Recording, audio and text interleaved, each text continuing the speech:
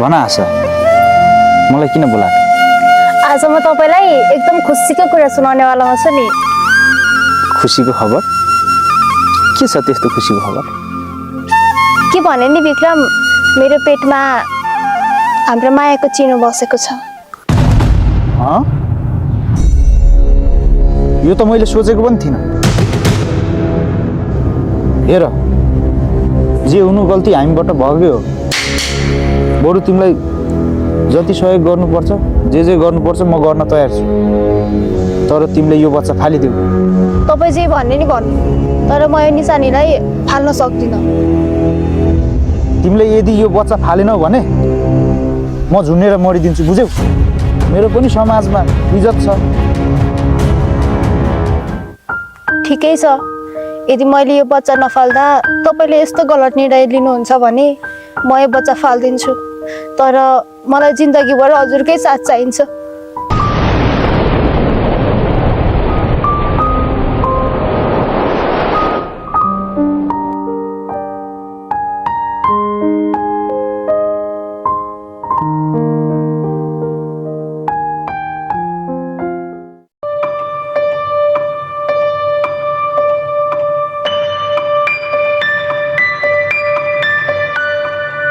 बुहारी, हजुर, बेलुकाको भात अलिकति उब्रेको रहेछ, भुटिदिएको छु।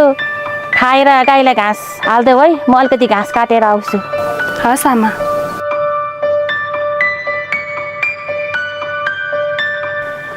ए सुन त, उमेशले फोन गर्यो? हिजो गर्नुभएको थियो। किन र आमा, हजुरलाई गर्नुभएको छैन र? 2-4 दिन भयो फोन नगरेको पनि। सपना पनि नराम्रो देख्छु। खै के हो? खै जहिले यतिखेर गर्नुहुन्थ्यो, आज किन गर्नु भएन खै?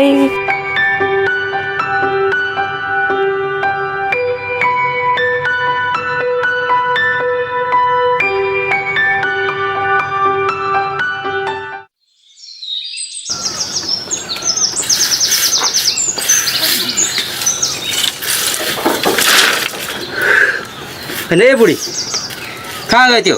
अझै के उठाएको छैन? झन् यसो दाउरा ल्याउन सघाउँछ कि भनेको? हाँ, सुतोस् न त एकछिन।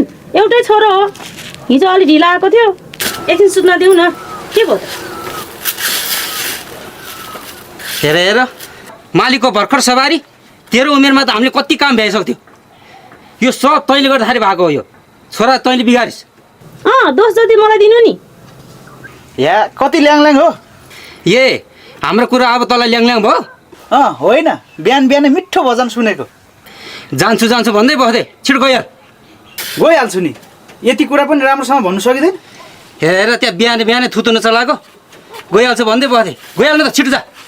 हस्, बरु दाउरा चाहिँ कहाँ थियो? ओ यहाँ छ दाउरा। चला अल्छी।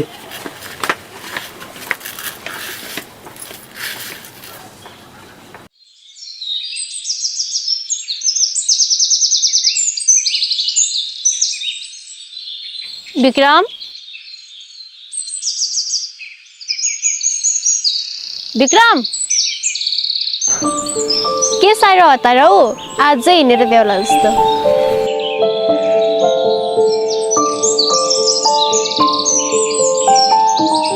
त्यस्तो चाहिँ होइन, मन चाहिँ छ बरु। होइन, के को रिस हो र यस्तो? हामीलाई भेट्न फुर्सद पनि नमिल्ने। बल्ल बल्ल भेट पाएको छ, त्यही पनि यस्तो फुलिया छ। मलाई अलि हतार छ क्या, त्यही भएर। एकैछिन बस्नु न हौ। मैले पनि त तपाईँको खुसीको लागि कति कुराहरू त्यागेको छु, थाहा होला नि। थाहा छ कि, तर त्यस्तो होइन। भोलि मलाई जसरी नै भेट्नु है, एउटा जरुरी कुरा छ। के कुरा हो र त्यस्तो? अहिले भनेर जाँदा हुँदैन? हुँदैन, हरेक कुराको समय आउनुपर्छ।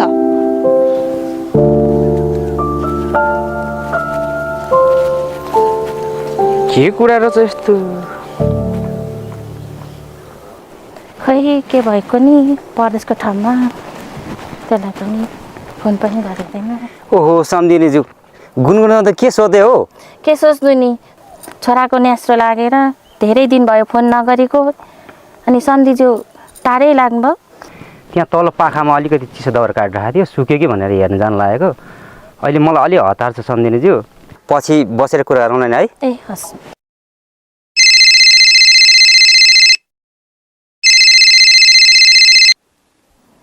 हेलो भाग्यमानी हुनु, तिमी सन्चै छौ छोरो? म ठिकै छु आमै, कम्पनीले क्याम्प सारिदिएको थियो, त्यही भएर फोन गर्न पाएन। अलिकति खर्च पठाइदिएको छु, निकालेर चलाऊ है। ल अहिले रातिको ड्युटीमै छु, काम गाह्रो छ, अहिलेदेखि पनि कराउँछन् फेरि। त्यहाँ काम गाह्रो भए नेपालै फर्केर आइज, दुःख सुख यहीँ गरेर खाउला। आमा आउने मन नभएको कहाँ हो र, अलिक सपना थपिदिएको समस्या बढ्दै गयो, त्यही भएर आमा शरीर यहाँ परदेशमा भए पनि मन चाहिँ ती सबै गाउँघरमै छ। यो वर्ष चाहिँ जसले पनि आउँछ आमा। तर आमै अलिकति लाग्दैको ल ल ज्यानको ख्याल गर्नु, राम्ररी बस्नु।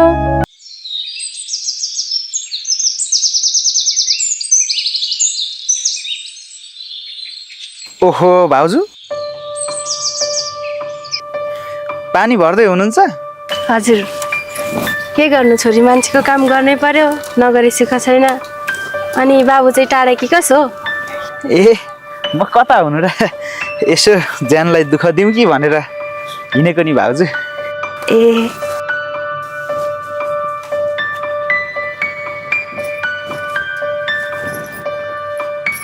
खोइ छोड्नुहोस् भाउजू, म बोकिदिइहाल्छु नि। पर्दैन पर्दैन।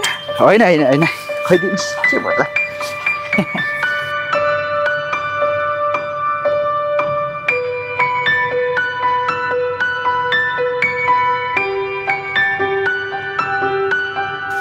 जाउँ जाउँ जाउँ। जाउँ हिँड्नु बाबु। होइन होइन, हिँड्नु न तपाईँ।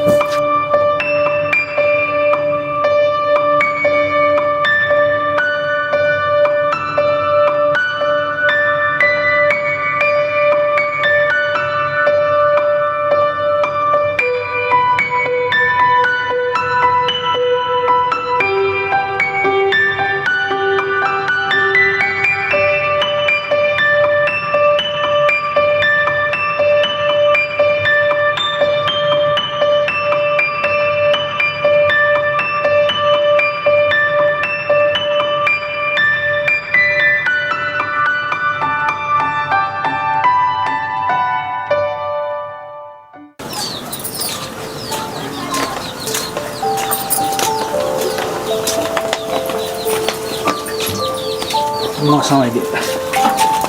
यिनले पनि बाबुलाई दुःखै दिन्, गाग्रो मात्रै लिएर जाऊ भनेको। ए माइजू, के दुःख हो, म पनि रित्तो आउँदै थिएँ, के रित्तो आउनु भनेर नि। बाबु भोक लागेको होला, हाम्रो मतालीको घरमा छाङभन्दा केही छैन, अलिकति खाएर जाऊ है। भइहाल्छ नि माइजू, अब हाम्रो घरमा यो चिज खासै खान पनि दिँदैन, आज चाखिदिउँ न त। यता आएर बस्नु न बाबु। भइहाल्छ नि। ए बुहारी, त्यहाँभित्र जगमा छाङ छानेर राखेको छ, बाबुलाई पनि एक बोटुका ल्याइदेऊ, मलाई पनि अलिकता देऊ न, साह्रै जाडो भयो। अनि माइजू, उमेशले फोन गरेछ कि छैन? अस्ति गरेको थियो बाबु, खै काम साह्रो छ भन्छ।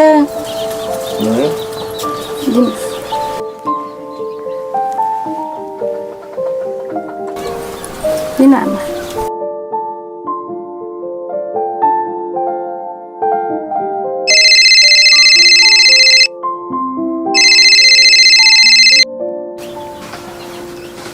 हेलो, कहाँ? ए ल ल आएँ।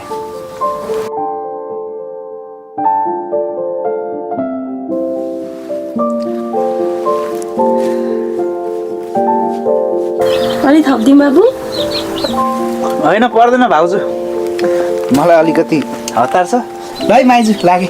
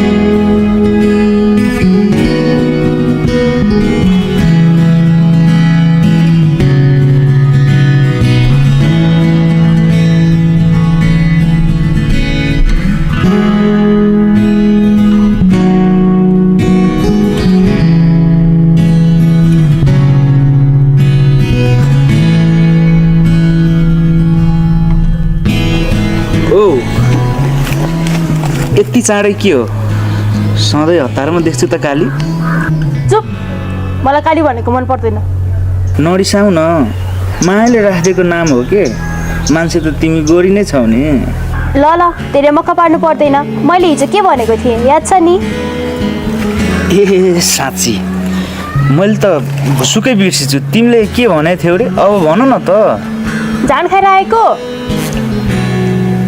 कति मात्रै खाएको हो के अब तिमीले फोन गरेर डाकिहाल्यो धेरै त खानै पाइएन नि अझ साखीको मात्र रे तिमी चाहिँ यहाँ जान खाएर बस उता मेरो घरमा बिहेको कुरा चलाउँदैछ छिट्टो माग्न आउने भए आऊ नत्र त म गइदिन्छु के रे गइदिन्छु रे तिमीलाई त म बिहेको मण्डपबाटै उठाएर लैदिन्छु बुझ्यौ इस त्यसरी म भाग्दिनँ मेरो आमा बाबाको कुरा काट्न सक्दिनँ म केही दिन कुरा न त्यस पछाडि त म जन्ती लिएर आउनेछु बुझ्यौ अझै कति कुर्ने हो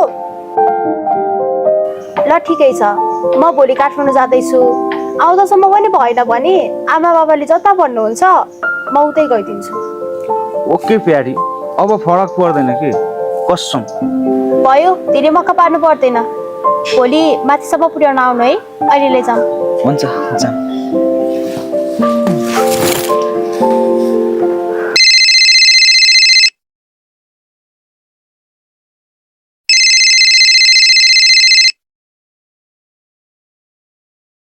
हेलो हेलो के छ हौ मेरो प्राण बल्ल आज फुर्सद भयो फोन गर्नलाई नरिसा न नाइ ठाउँ सारीको उठाएको छैन त्यही भएर हो मन नभयो कहाँ हो र तिमीसँगै बस्ने तिमीसँगै बस्नु मन छ तर बाध्यता छ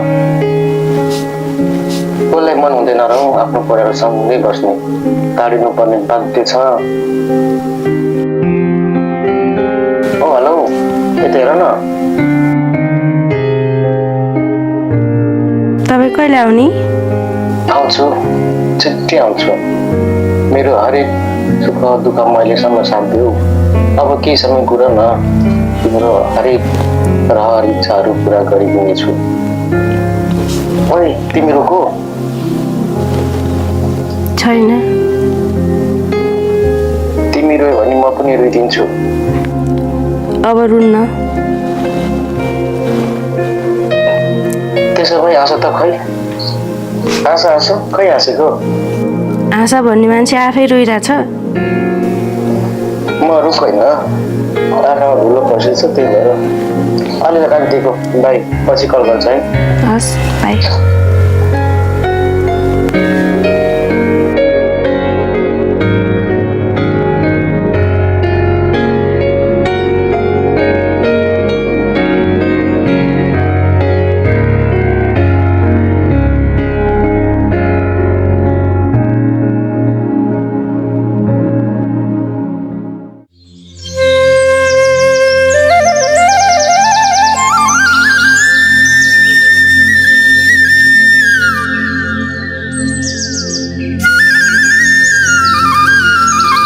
होइन है बुढी म के अचम्म देख्छु अझै त के अचम्म देख्नुभयो मैले त केही पनि देखिनँ अझ बाउले जस्तो गर फेरि सुरु भइदियो बाउ छोराको हे भगवान् अनि तपाईँलाई चाहिँ बिहान बिहानै कराउनु पर्ने नगराएर के गर्नु यसकै लागि भने हो के भाउ त्यो मेरै लागि भनेको हो तर आज यसो दुईटा हात्ती जति पाऊँ त त्यो उता पारी चितवनको जङ्गलमा छ के को दुईवटा मात्रै 10 ल्याउनु पाउँछ कमाएर ल्याउने बेलामा बाउलाई मागी बस्छ दिनु नि त सबै यसकै त हो नि त्यही त भनेको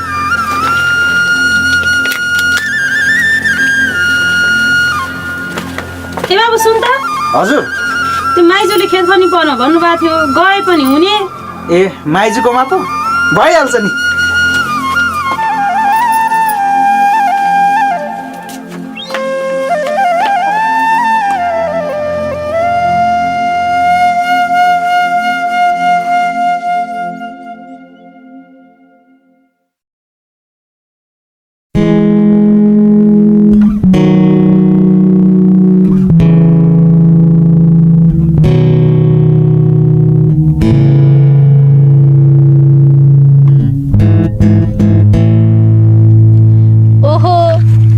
मैले कुर्न पर्थ्यो आज त उल्टो पो भएछ त कस्तो चाहिँ नेप्रेर कुरा गरेको क्या तिमी नेप्रिन्छु त नेप्रिनु त आफ्नो जातले पाएको हो।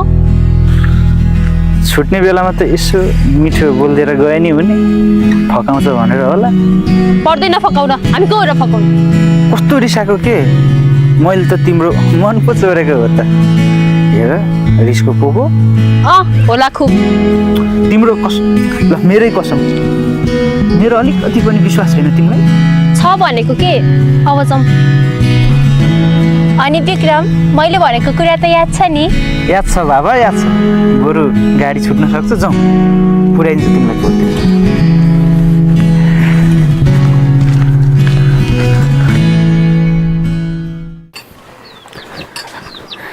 आज काम छिटै सक्यो है माइजू? हो नि भान्जा। ल भान्जा आज धेरै काम गरेर थाक्यो होला। ल किचनतिर यसो बसौँ एकछिन। हुन्छ माइजू तिर्खा चाहिँ लागेको थियो। ल भान्जा यतै बसौँ।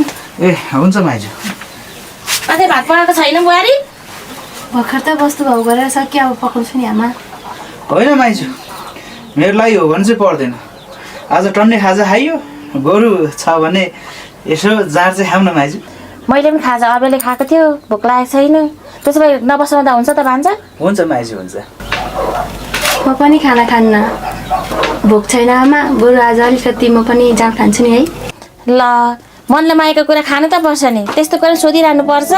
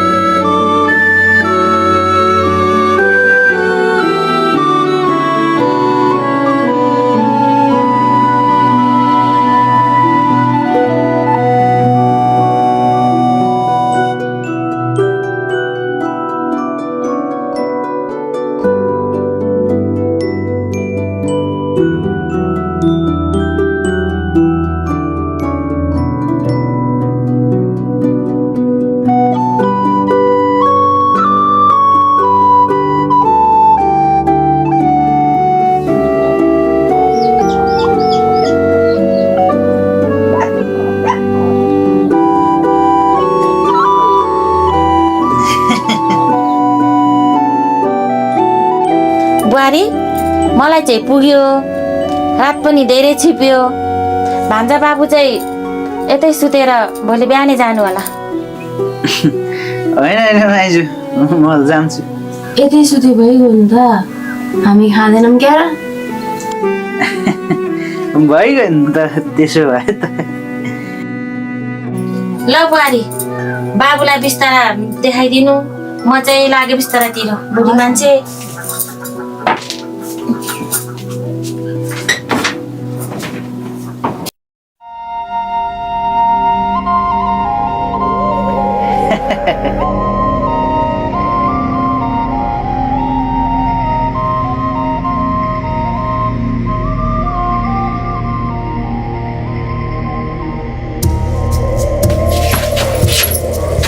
भाउजू मेरो कोठा तपाईँले देखाउनु पर्ने, तपाईँको कोठा मैले देखाउनु पर्ने भयो। मेरो कोठा कता हो लु हिँड्नुहोस्।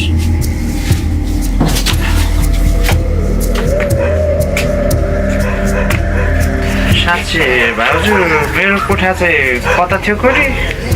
तपाईँको यता, मेरो यता। उसो भए म तपाईँलाई त्यहाँसम्म पुऱ्याइदिन्छु है।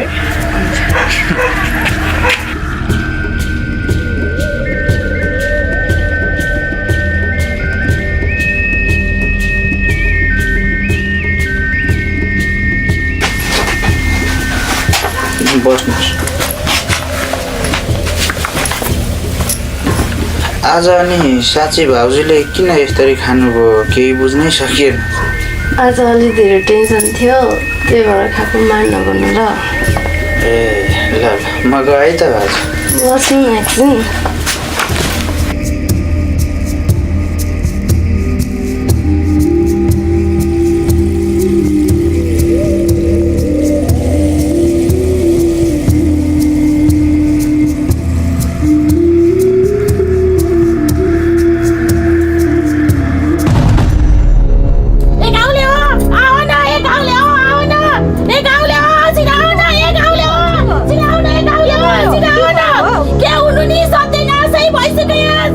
बहिनी के भयो किन चिचन भएको हाततिर के भयो यहाँ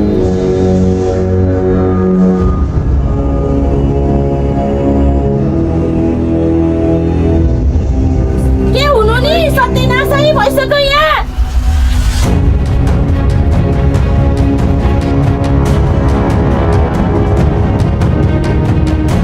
खास कुरा चाहिँ के भएको हो बहिनी हामीले त के पनि बुझेनौँ त के हुनु नि सत्यनाशै भयो नि यसलाई छोरी जस्तो गरेर राखेको आज यो दिन देख्न पर्यो आमा गल्ती भयो माफ गरिदिनुहोस् के रे तँलाई माफ गरिदिनु रे यस्तो कुरा नि माफी गरिदिनु विक्रम के यो कुरा सत्य हो गल्ती भयो खासै त्यस्तो नराम्रो काम केही पनि गरेको छैन ठुक्क गर तैँले हाम्रो इज्जत फाली छैन एकछिन भरत कुटेर केही फाइदा छैन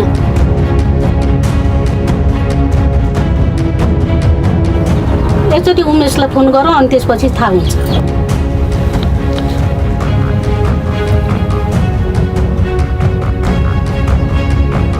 हेलो बाबु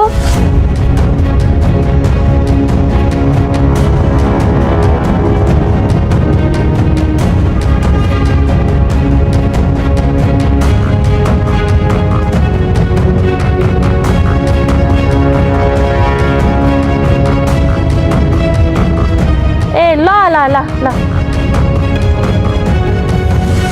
बहिनी छोराले के भन्यो त म आएपछि मात्रै सबै कुराको छिनोफानो हुन्छ भनेको छ